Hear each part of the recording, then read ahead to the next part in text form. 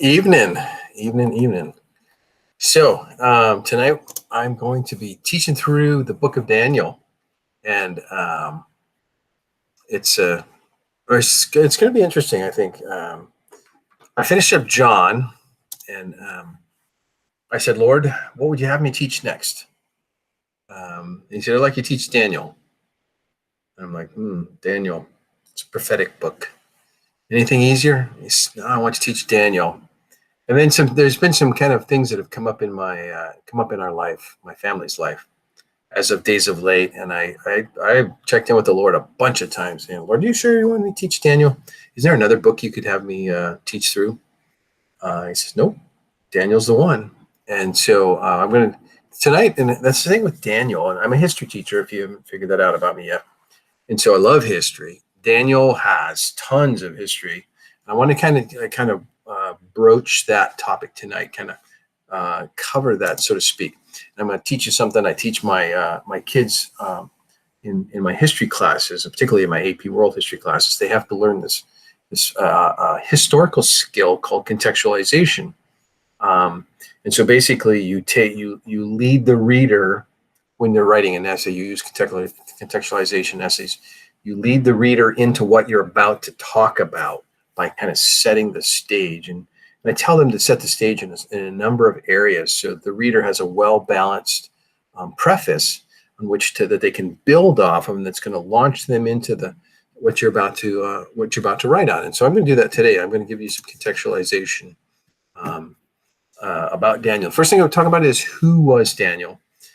He was a Hebrew, and so obviously it's Old Testament. He lived in Jerusalem, particularly Judah. We'll talk more about that in a little bit here. He was of princely lineage, too, and so he's got some royalty in his blood. He does spend the majority of his life as a prisoner away from Israel as a captive. Even more descriptive, he spends a portion of his time in Babylon and then a portion of his time perhaps he eventually probably ends up in Susa. We don't know for sure. The ending of Daniel is unclear, but he did move to Babylon at the age of 15. I wrote "moved to Babylon" as though it was something he had any control over. No, he was taken. The Babylonians took Judah and took him captive, and he was 15 years old when that happened. There's something that's kind of interesting too, is whether he was a eunuch or not. I have to grab my Bible. I forgot to have my Bible staged open, but there was an earlier king who was a little prideful and kind of showed off all he had to the wrong person. And Isaiah, I'll let you turn there too. It's in Isaiah 39. I'll read this to you. Isaiah prophesies, and so and this is I'm not going to say, and if you don't know what a eunuch is, ask a grown-up. They'll probably tell you. And I'm speaking mostly because my grandchildren, they watch this, so I want them to, if they're curious, ask mom and dad what a eunuch is. So anyways, I don't know that he was a eunuch for sure. But let me read to you, give you some more contextualization. And I'm going to start from the top of chapter 39 there. I'll read down to verse 7. It says, and at that time, Merodach Baladan, the son of Baladan, king of Babylon, sent letters and a present to Hezekiah, for he heard that he had been sick and had recovered. And Hezekiah was pleased with them and showed them the house. I lost my place here. Showed them the house of his treasures, the silver and gold, the spices and precious ointments, and all his armory, all that was found among the treasures. There was nothing in his house or in all his dominion that Hezekiah did not show them. He's showing this to the Babylonians. These are pagans. Then Isaiah the prophet went to King Hezekiah. So here's Isaiah shows up and said to him, what did these men say, and from where did they come to you? So Hezekiah said, they came to me from a far country, from Babylon. And he said to them, what have they seen in your house? So Hezekiah answered, they have seen all that is. in my house, and there is nothing among my treasures that I have not shown them. Then Isaiah said to Hezekiah, hear the word of the Lord of hosts. Behold, the days are coming when all that is in your house and what your fathers have accumulated until this day shall be carried to Babylon. Nothing shall be left, says the Lord. And here's the key verse. And they shall take away some of your sons who will descend from you, whom you will beget, and they shall be eunuchs in the palace of the king of Babylon. Eunuchs in the palace. Okay, so that's kind of like a prophetic. That's why I say whether he was a eunuch or not. I'm kind of leaning towards it. And then I'll show you if you go to Daniel and get that chapter 1 here, and starting with verse 3, it says, and so this is when Nebuchadnezzar, the Babylonians come in, and we'll talk more about this next time we get to Daniel 1. But I just want to read this little section here. It says, then the king instructed Ashpenaz, the master of the eunuchs, to bring some of the children of Israel and some of the king's descendants and some of the nobles. Okay, so there's three groups. Some of the children of Israel, some of the king's descendants, and some of the nobles. Okay, so there's this group. Young men in whom there was no blemish, but good looking, gifted in all wisdom, possessing knowledge, and quick to understand, who had the ability to serve in the king's palace. Serve in the king's palace. And whom they might teach the language and the literature of the Chaldeans. And so right there, they're going to the palace. And I have to tell you, as a history teacher, one of the things, if outsiders are coming into the palace and they're going to live there, they're going to be eunuchs. And so there's just that you don't want that influence. If they're coming into the palace, you don't want outsider influencing any of your women folk, so to speak. So I would say he probably was, but I don't know that. But you put two and two together, put Isaiah and Daniel together. They're going to serve in the palace. So Hezekiah's kids for sure are going to be eunuchs, and possibly Daniel as well. So anyways, he lived in Babylon until he was 81 when it fell to the Persians. So he's gonna be held captive twice, once by the Babylonians and once by the Persians, and we'll talk more about that. Most likely died in Persia, and I'll show you on the map when we get to the Persians. I'll show you the city of Susa. Susa was their capital, and there is a mosque dedicated to the prophet Daniel in Susa. And if you don't know anything about Islam weaves the Old Testament in to the Quran. It weaves the New Testament into some degree into the Quran too. So Daniel would have had a place in Islam, and so quite possibly. And there's two of them, and I'm not going to get onto that quandary. There's actually two places where they say Daniel's buried. One for Tamerlane, which was an offshoot of the Mongols. He claims to have captured the body when he captured Susa, taken the body of Daniel back to his capital. And so that's questionable. But anyways, probably there is a Daniel that comes back.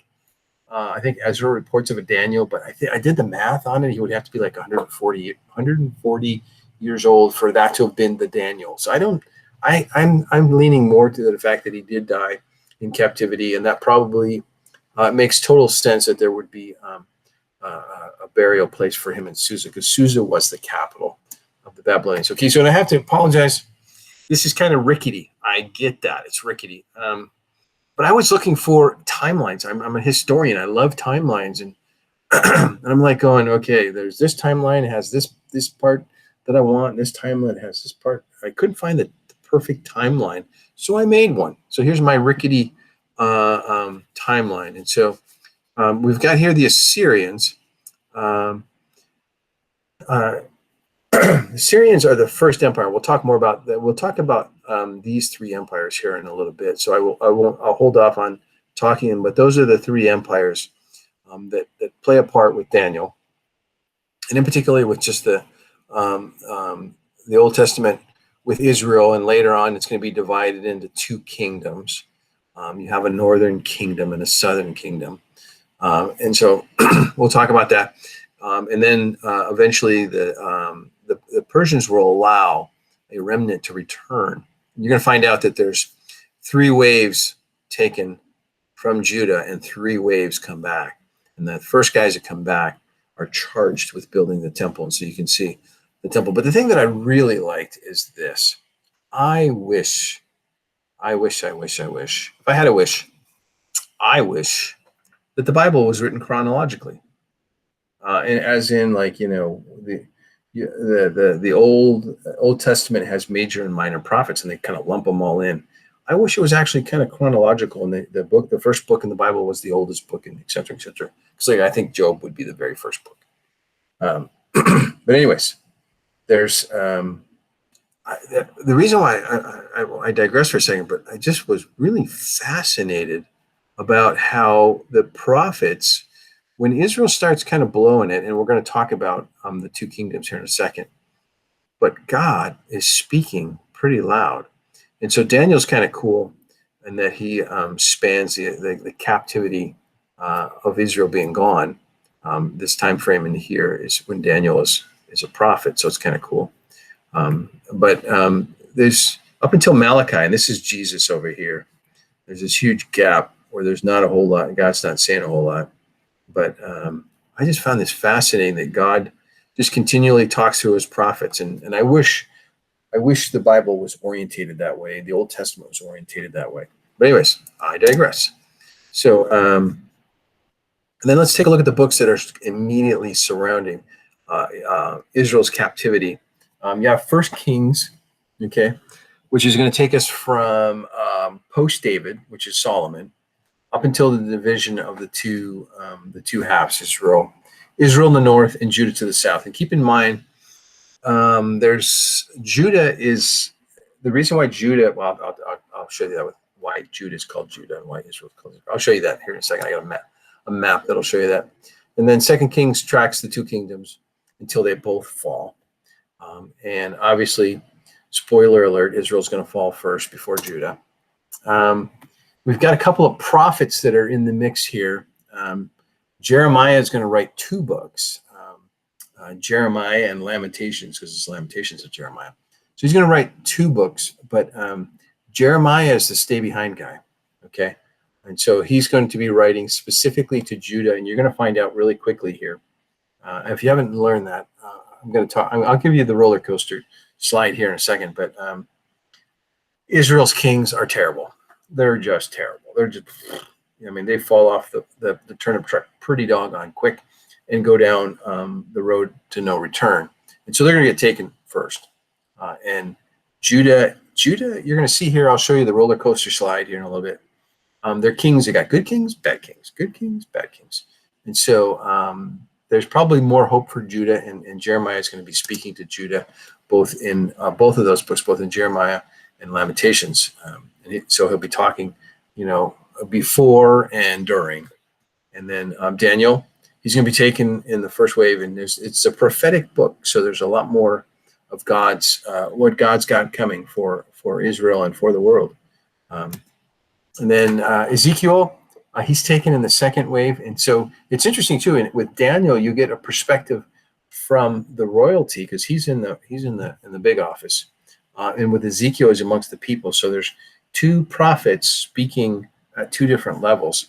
And interestingly enough, I think Daniel has an influence with the leadership, whereas Ezekiel is speaking more to the people. And when I say the leadership of the captives, especially because he's pretty good at telling people what their dreams mean. Ezra, and this is on the return. Ezra is in, there's 3 waves, and Ezra is in the second wave that comes back, and Nehemiah is in the third wave that comes back. And so here's what the lay of the land looks like. And over here you can see, and I have to put my glasses on so I can read that a little bit better. But over here you can see the different tribes. And if you look right here, from here down south is Judah. And so this is the tribe of Judah. You got Simeon enclosed within them. but Judah is the southern tribe, and hence when the tribes or when Israel splits after Solomon and they split, um, this is going to be the tribe of Judah. Simeon is inside it, but the tribe of Judah pretty much encompasses all the land, and that's why it's called Judah. These are the remaining tribes, if you can see them up here. And there's, I'll talk about the tribes because these guys are going to get taken away first. And so these guys leave first. They're going to be taken away by the Assyrians. These guys are going to be taken away by the Babylonians. And so bear with me and I'll show you that to you. But I just wanted to show you how the two kingdoms break out and how Judah, the reason why I was named Judah is because it was the tribe of Judah for the most part. Simeon's down there, but anyways. So you have to understand with the Israel divided, they are really, really influenced by their pagan neighbors, and it is really it leads to their downfall. And so I wrote this in red. That's because it's in Second Kings. You're like, Jim, why did you put that in red? Whenever God says stuff, I like, like when Jesus says stuff, it's a red letter edition. You put it in red. And so I just put that in red because I thought it was kind of interesting. In Second Kings, there's a warning that kind of summarizes it, and you're going to see the response here in a second. 2 Kings 17:13 says, "Yet the Lord testified against Israel and against Judah." So this is both of them. This is the northern half and the southern half. By all of his prophets, every seer saying this, he said the following to them: "Turn from your evil ways and keep my commandments and my statutes, according to all the law which I commanded your fathers, and which I sent to you by my servants the prophets." And so there's a call for repentance. Turn from your evil ways. And so that's the warning. Yet here's, for every action there's a reaction. And so this is Israel's sin. So this is the northern half. And they rejected his statutes and his covenants that he had made with their fathers and his testimonies which he had testified against them. They followed idols. They became idolaters and went after the nations who were all around them, concerning whom the Lord had charged them that they should not be like them or do like them. So they left the commandments of the Lord their God, made for themselves a molded image and two calves. And I kind of thought that was interesting, two calves. You're going to see that symbology kind of be woven through a lot of the pictures I show you. And it wasn't purposeful. It's just, you're going to see cows are very much a part of godless cultures of that time. Anyways, they molded an image of two calves, made a wooden image, and worshipped all the host of heaven and served Baal, how do you say that? And they caused their sons and daughters to pass through the fire. I hate that. Practiced witchcraft, soothsaying, and sold themselves to do evil in the sight of the Lord, to provoke him to anger. It's like, wow. And I kind of highlighted all the things they did. They rejected, they followed, they went after, they left, they made for themselves. Look who they served. Look what they caused their sons and daughters. Look what they practiced. Look what they sold themselves to. All in the name of provoking God to anger. That's bizarre. And I think the part that kind of just always gets the heart, hits me hard, hits me in the heart, is causing their sons and daughters to pass through the fire. What that means, if you can't get the gist of that, that's sacrificing their children. I mean, that's putting them on the altar and sacrificing them. One of the gods, and the name escapes me who it was, but I think the Canaanites worshipped him and basically would have hands out that would sit over the fire. And basically, they put the kids in the hands of it. Anyways, it's sick. So here's the roller coaster ride of Judah. Remember, this is the southern kingdom. And you can see they've got some good. They got some good kings. Josiah is one of my favorites. I have a son named Josiah. Yeah, so I named him after that guy. When I was reading that about Josiah, and that just he saw the word in it, and he was just blown away, and he brought about revival. I said, gonna name my son after that guy. He's pretty cool. Yeah. So Josiah. But look at this. I mean, they're just falling off the turnip truck, and so Yeah, good kings, bad kings, but it's a roller coaster ride nonetheless. Um, and so the first empire we're going to talk about is the Assyrians. And the Assyrians, you can see this is.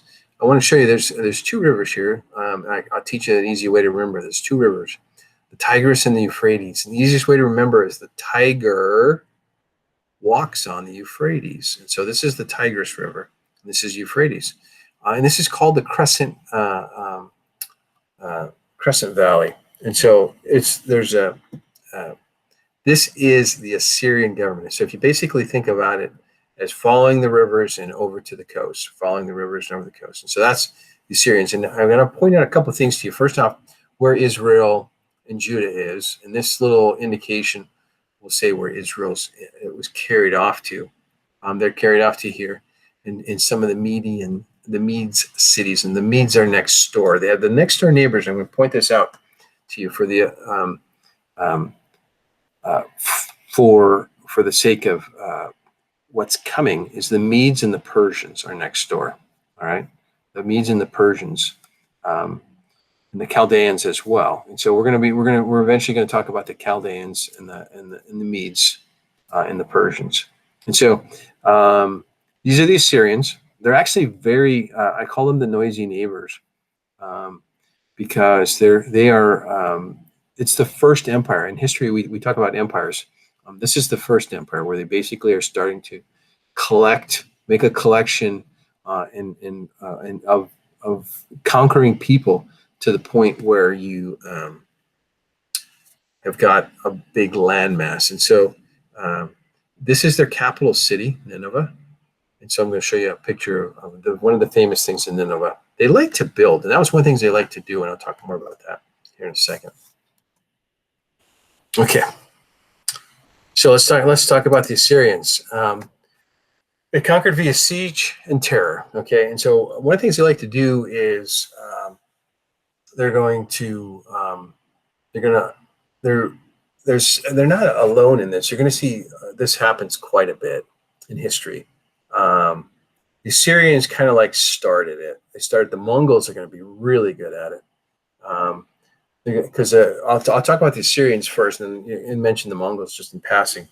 They would basically come in and conquer a place, and they would. One of the things they love to do is they like to, and I don't know if you can see it very well on this thing here, is they basically like to impale bodies on sticks and hang them around. So the word gets around real quick. Hey, don't mess with the Assyrians. Assyrians are going to come in, and if you don't surrender, you're going to pay a big price for it. The other thing, and I don't think you can see it pretty well down here, these guys are carrying heads. One of the things they like to do was they would, if a city, once again, give them resistance, they would basically make an example of that city. They would stake bodies on pikes. They would take the leadership of that city, cut their heads off, and hang them from the walls. And so these are the heads. They ever heard the term "heads will roll"? Well, the Syrians probably started that one. The Mongols kind of took it to a different level, though. The Mongols would actually take entire cities and behead people, and then make these piles of heads. And so the word once again got out. Hey, the terror part of the Mongols was that hey, don't mess with the Mongols, or heads will roll. And so this is one of the things that they did. They were ruled by terror, and so they're going to take the northern half, and in particular the capital city of Samaria as well. And it's interesting, it's interesting when you look at this from the Bible, because this is God's people, and so you have to keep this in mind that God allowed this to happen. And if you go into First Chronicles, and I highlighted this part, this kind of just jumped off the page at me. So the God of Israel stirred up the spirit of Pul, king of Assyria. Okay, and he's going to end up carrying the Reubenites, the Gadites, and half the tribe of Manasseh into captivity. And it tells where he took them. So God's caused this. He stirred this up, and you're going to find this too. As we get into Daniel, you're going to find lots of things where God prophesied that this was going to happen long before it happened. and inspired these people to go, these leaders to go capture Israel and take them away. Now, one of the ways that the Assyrians, you got this empire. How do you control these empires? You got people here, people there, and so what they're going to do is they're going to do this mass deportation.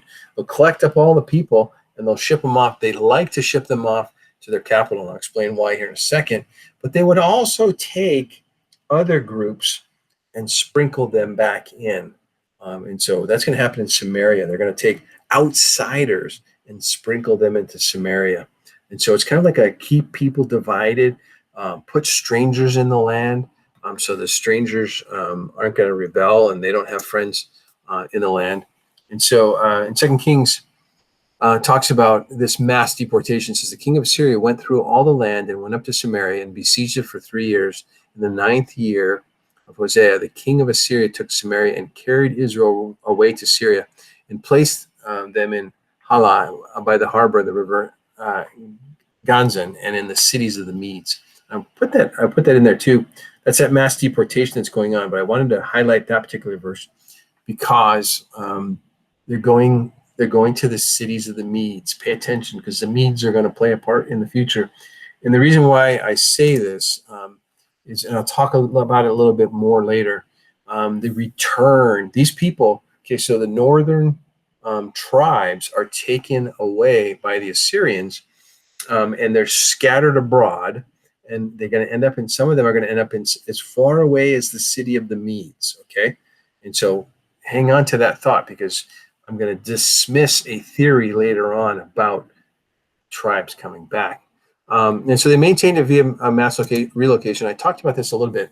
And so this is going to cause heartburn for later on. 2 Kings 17 says, then the king of Assyria brought people from Babylon, all these other different places, I'm not going to say those names, and placed them in the city of Samaria instead of the children of Israel. And they took possession of Samaria and dwelt in its cities. And so that's going to be a problem to this, well, not to this day, well, definitely to Jesus's day. That's why the people in Judah did not like the Samaritans, the Samaritans. And Jesus, I mean, who does he talk to? Who's the first one he talks to? The woman at the well. Who's she? She's one of these folks that they dislike. These are people that were brought in by the Assyrians. So that's where they came from, anyways. The Assyrians were unable to take Jerusalem, though they besieged it, but they were unable to take it. And 2 Chronicles talks about it, and it tells you why they were unable to. It says, thus the Lord saved Hezekiah and the inhabitants of Jerusalem from the land of the king of Syria and from the hand of all others, and guided them on every side. All right. And so I got some pictures for you, because everybody loves pictures, right? And so one of the things the Assyrians did is they loved to build stuff, and one of those panels that I showed you earlier with the pikes and the heads. They're in these halls that they built, because they love to talk about all their great works, and there's a reason for that. And I'm going to show you the last thing. I think the next picture I'm going to show you is the actual the Library of Nineveh. And because everything they built and all of these panels, and they have a lot of these panels today, they're in various museums throughout the world. But the Assyrians would have these panels of all their campaigns, because it was proof that their God was the strongest God. Look at all he has done. And they were always, about glorifying what their God had done. And it's like, do we do that? Do we decorate our walls with all the things that God has done? And that's why our God is the strongest. Look at all he has done. But anyways, in this case, in the Assyrians, it backfires on them. And so the king was the chief priest. And I wanted to point out this winged bull here. And you can see him down here. These things are massive. So I've actually seen this one. And I came up to about here on it. And you're walking by, you're up to about here. Massive, massive, massive. And it's kind of interesting. It gives, I don't know if you can quite see it in this picture here. If you're looking head on, all you see is the 2 feet. Because there's actually, if you count them, there's 5 feet. And it's designed to give one image from the front and another image from the side. And you see 4 feet if you're looking from the side and 2 from the front. And they believed this would be wherever, if the king was going to go through this passageway, they would have these on all the hallways where the king was to pass through. And they believed that they were inhabited by spirits, and the spirits would attack anybody who came to harm the king. So it's kind of interesting, but huge, huge, massive. I just wanted to point out there's a cow. This is a bull. This is a bull, a winged bull with a guy's head on it. So kind of creepy, if you ask me. So these guys would guard the royal gates. The Assyrians are going to come to an end because through a bargain, the Chaldeans, which are also people called the Neo-Babylonians, the Chaldeans and the Medes are going to make a little a deal, and they're going to bring it to an end. And so here's another one of those reliefs that they would have all throughout the palace. Like I said, they've got these all over the place because in typical European fashion, and this is going to later on in history, the Europeans went around the world as imperialists and collected all the treasure troves and brought them back to the famous museums in Europe.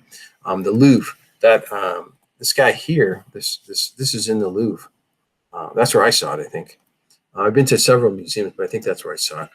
And so, and here's, you can tell, these are, hello, we've captured all these people. What are we going to do with them? Hey, let's build stuff.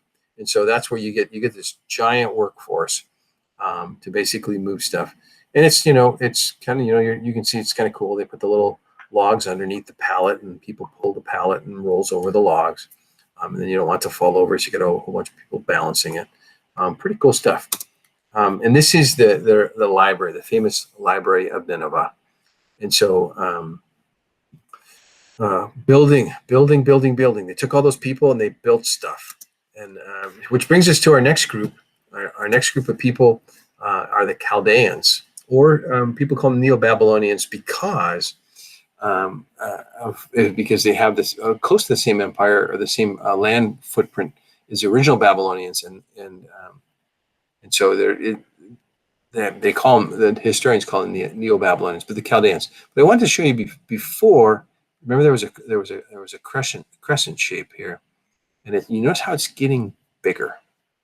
The empire is getting bigger, and so I want to point that out because keep in mind, because the Neo-Babylonians are going to come get the rest of Israel. They're going to come get Judah, and so it's getting bigger. And now, and this is all to say, and once again, there's certain things in the Bible where you can't go chapter and verse.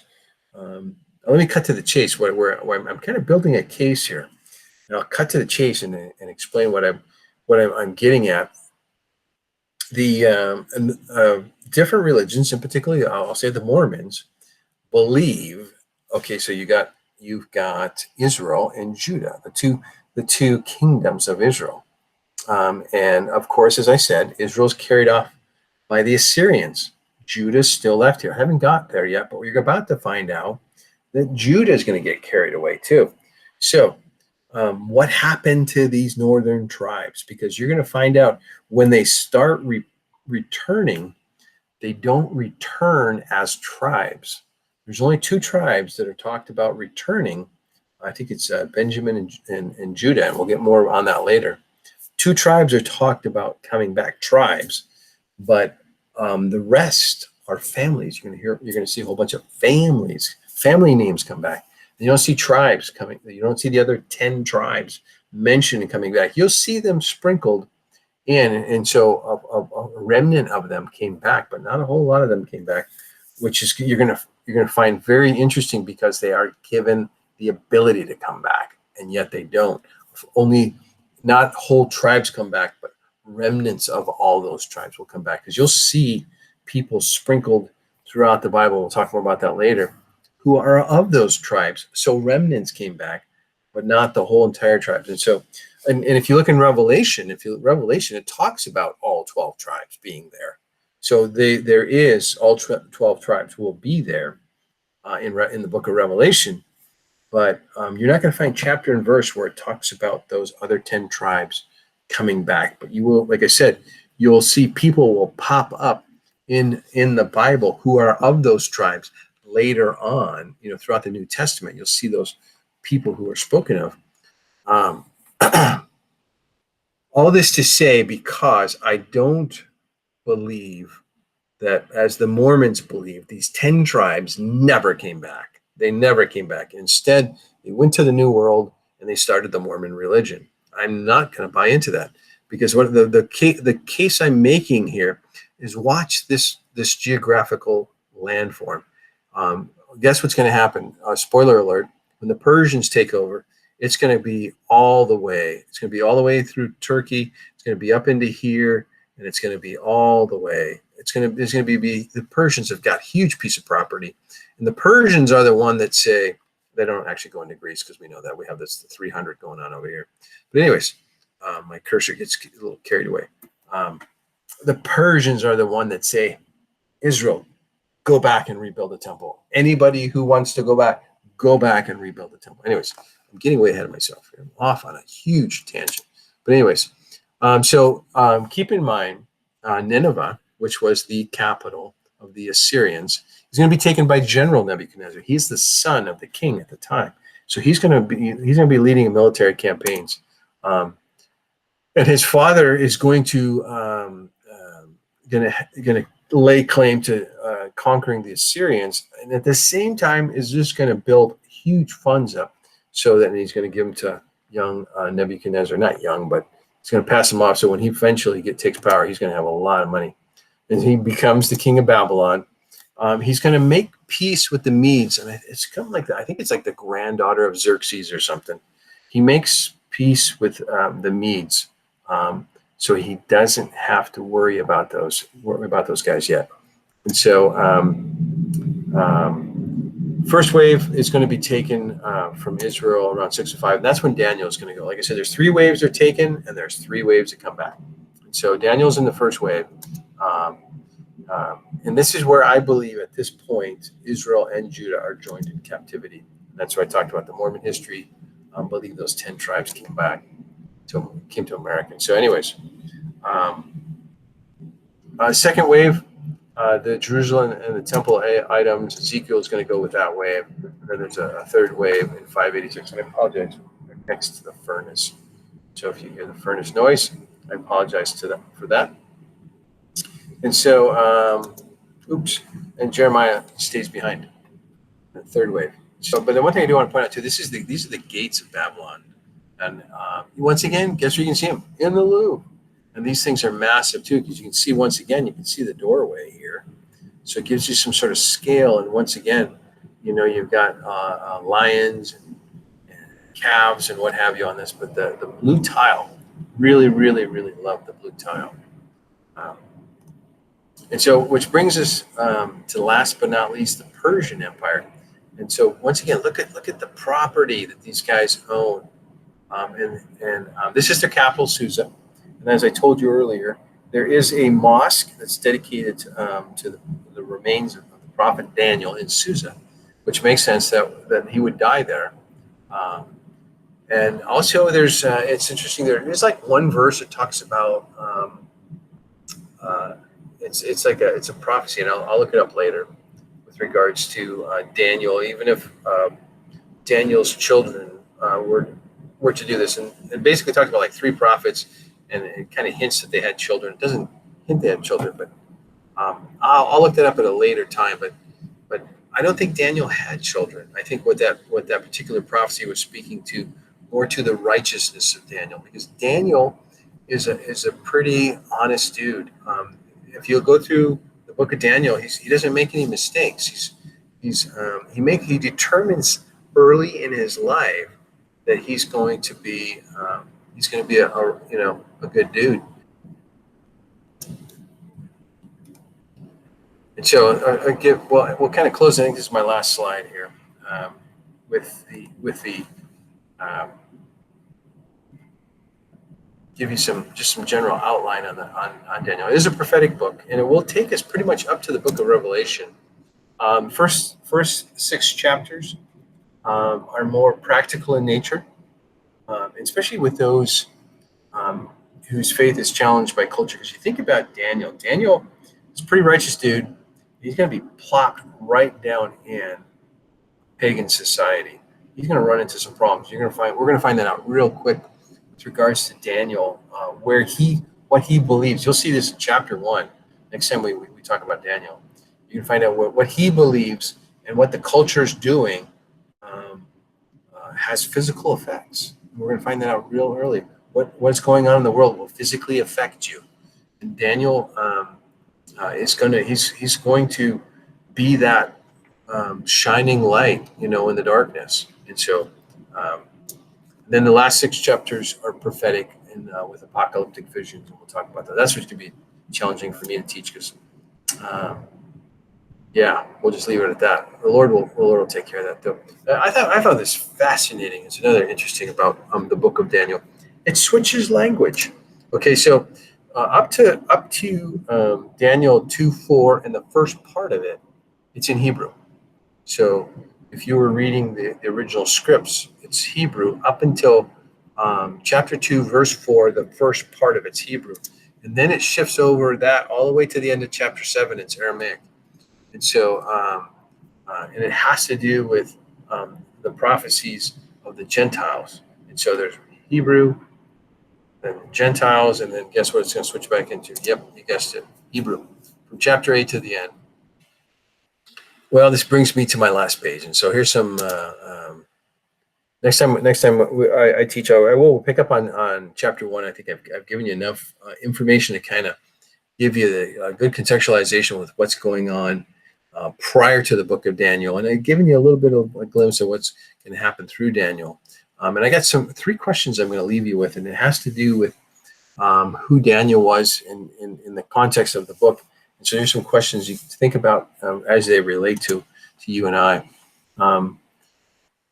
When you look at the 2 states, Israel and Judah, and like I showed you, the roller coaster of kings, what is the state of your life? What is the state of my life? Think about that. Are we in open rebellion, as Israel was? They didn't do the roller coaster with Israel because there's no roller coaster. It's just, they basically drive it into the ground. And so are we in open rebellion, or are we in submission, or do we float back and forth? Because that's the thing that's you really want to strive for, is strive for that life submitted to God, and